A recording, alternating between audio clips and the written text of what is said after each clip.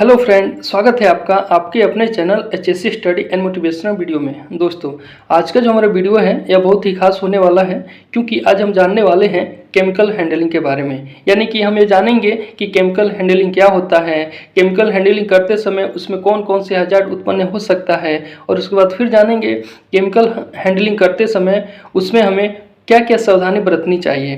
तो चलिए इसे फुल डिटेल रूप से समझने का प्रयत्न करते हैं। तो सबसे पहले जानेंगे केमिकल हैंडलिंग क्या है, या फिर केमिकल हैंडलिंग किसे कहते हैं। तो कोई भी एक ऐसा पदार्थ जो टॉक्सिक हो या फिर एक्सप्लोजिव हो, गैसेस हो, हजार्डस हो या केमिकल हो, जो एक जगह से दूसरे जगह ट्रांसपोर्ट किया जाता हो बाय मैकेनिकल या फिर मैनुअल, तो उस प्रक्रिया को केमिकल हैंडलिंग कहा जाता है। जब केमिकल को हैंडलिंग करते हैं और हैंडलिंग करते समय उसके जो भी हजार्ड हैं, उस हजार्ड से बचने के लिए हम सेफ्टी के जो भी प्रिकॉशन या जो भी एसेट इस्तेमाल करते हैं, वो जो प्रक्रिया है उस प्रक्रिया को हम केमिकल हैंडलिंग सेफ्टी के नाम से जानते हैं। तो अब हम जानेंगे केमिकल हैंडलिंग के कितने टाइप्स के हजार्ड होते हैं। तो केमिकल हैंडलिंग के दो टाइप्स के हजार्ड होते हैं।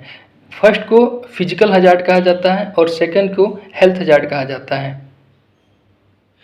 फिजिकल हजार्ड यानी कि कहने का मतलब ये है कि जो हमारे बॉडी के आउटर पार्ट्स को इफेक्ट करता है उसे हम फिजिकल हजार्ड कहते हैं। एग्जाम्पल के तौर पे डीजल एक फ्लेमेबल और कम्बस्टेबल लिक्विड है जिसमें फायर लग सकता है और वह हमारे बॉडी के आउटर पार्ट को काफ़ी मात्रा में नुकसान पहुंचा सकता है। नेक्स्ट है कंप्रेस्ड गैस। यह भी एक्सप्लोजिव हो सकता है, जैसे प्रोटेन है, ब्यूटेन है, सीएनजी है इत्यादि। नेक्स्ट है ऑर्गेनिक पैराक्साइड। यह एग्रीकल्चर वगैरह खाद बीज में इसका इस्तेमाल किया जाता है, जो कि यह काफ़ी ज़्यादा सेंसिटिव होता है। यह हमारे स्किन को भारी मात्रा में नुकसान पहुंचा सकता है। नेक्स्ट है ऑक्सीडाइजर, यानी कि यह जो केमिकल है इसको खुले वातावरण में नहीं छोड़ सकते हैं, क्योंकि यह सेल्फ रिएक्ट करता है, तो इसे कंटेनर में ही रखा जाता है। नेक्स्ट है रिप्रोडक्टिव टॉक्सिक्स। यह हमारे रिप्रोडक्टिव सिस्टम पे भारी मात्रा में इफेक्ट डालता है। नेक्स्ट है हेल्थ हजार्ड यानी कि जो केमिकल है वह हमारे बॉडी के अंदर 4 तरीकों से इंटर कर सकता है। इसमें पहला है इनहेल्सन का मतलब हुआ कि जो केमिकल है वह हमारे नाक के सहारे बॉडी के अंदर इंटर कर सकता है, यानी कि सांस के सहारे भी केमिकल हमारे बॉडी के अंदर जा सकता है। दूसरा है इंजेक्शन, यानी कि कोई भी इंजेक्शन है, इंजेक्शन के सहारे हमारी बॉडी के अंदर एंटर केमिकल कर सकता है। नेक्स्ट है इंजेक्शन, यानी कि कभी भी कोई भी केमिकल है, यदि केमिकल से हमारी बॉडी पे कहीं कट लगता है तो कट लगने के दौरान भी वो हमारी बॉडी के अंदर इंटर कर सकता है। नेक्स्ट है आई और स्किन, यानी कि जो केमिकल है वो हमारे आँख के सहारे बॉडी के अंदर जा सकता है और स्किन के सहारे भी वो बॉडी के अंदर जा सकता है। तो ये जो 4 तरीके हैं, उन 4 तरीकों से केमिकल जो है वो हमारे बॉडी के अंदर इंटर कर सकता है। एग्जाम्पल के तौर पे जो भी टॉक्सिक गैस है वो इनहेल करके हमारे बॉडी के अंदर इंटर कर जाता है और उसका काफ़ी अधिक मात्रा में बॉडी के अंदर इसका इफेक्ट पड़ता है। जैसे एग्जाम्पल के तौर पे हाइड्रोजन सल्फाइड है या फिर कार्बन मोनोऑक्साइड है, यह इनहेल करके हमारे बॉडी के अंदर इंटर कर जाता है। नेक्स्ट है इरिटेंट, यानी कि कुछ केमिकल ऐसे होते हैं जो हमारे बॉडी के संपर्क में आने पर खुजली तथा जलन उत्पन्न कर देते हैं। जैसे एग्जाम्पल के तौर पे हाइड्रोक्लोरिक एसिड, यह हमारे बॉडी के संपर्क में आने पर खुजली तथा जलन उत्पन्न कर देता है। नेक्स्ट है क्रोसिव, यानी कि कुछ केमिकल ऐसे होते हैं जिस केमिकल के संपर्क में आने पे हमारे बॉडी के जो भी टिश्यू हैं यानी ऊतक हैं वो जलने लगता है। एग्जाम्पल के तौर पे सल्फ्यूरिक एसिड, यह हमारे बॉडी के संपर्क में आने पर हमारे बॉडी के जो भी ऊतक हैं यानी कि जो भी टिश्यू हैं वो जलना स्टार्ट हो जाता है। नेक्स्ट है सैनिटाइजर्स, यानी कि कुछ केमिकल ऐसे होते हैं, एग्जाम्पल के तौर पे लेटेक्स केमिकल, यह जो केमिकल होता है इस केमिकल के यानी कि बॉडी के संपर्क में आने पर व्यक्ति को हेडेक होने लगता है, दिल मचलाने लगता है, इस तरह का इसका बॉडी के ऊपर इफेक्ट पड़ता है। नेक्स्ट है रेडियो एक्टिव, यह सब आप पहले से ही जानते हैं। फिर नेक्स्ट है हेपेटोटिक्स, यानी कि यह जो केमिकल है यह हमारे बॉडी के लीवर पे काफ़ी ज़्यादा इसका इफेक्ट पड़ता है, यह काफ़ी ज़्यादा प्रभावशाली होता है। नेक्स्ट है निफ्रोटॉक्सिक्स, यानी कि यह जो केमिकल है यह केमिकल हमारे किडनी के ऊपर काफ़ी भारी मात्रा में इसका इफेक्ट पड़ता है।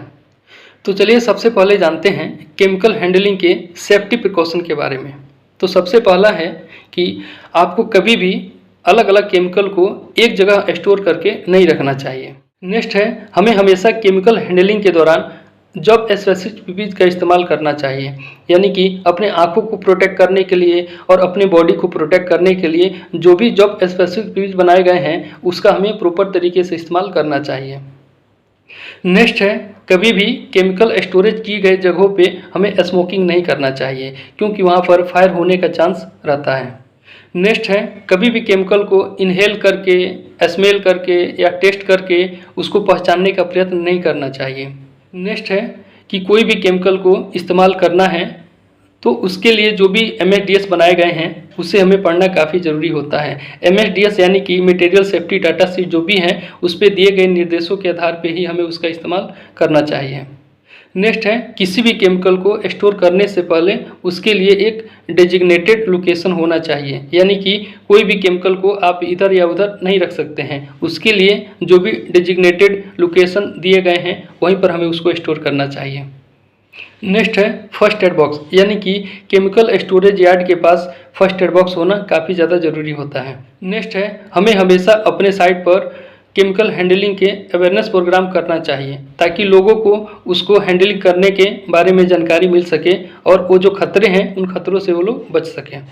नेक्स्ट है इंस्पेक्शन, यानी कि जो भी हमारे केमिकल स्टोरेज यार्ड बनाए गए हैं उसका हमें इंस्पेक्शन करते रहना चाहिए, क्योंकि हमें ये पता होना चाहिए कि हमने जहाँ पे केमिकल को स्टोर किया है वह कंटेनर लीक तो नहीं है या कोरोसिन नहीं होना चाहिए या फिर रस्टेड नहीं होना चाहिए। तो इन खतरों से बचने के लिए हमें उसका इंस्पेक्शन करना काफ़ी ज़्यादा ज़रूरी होता है।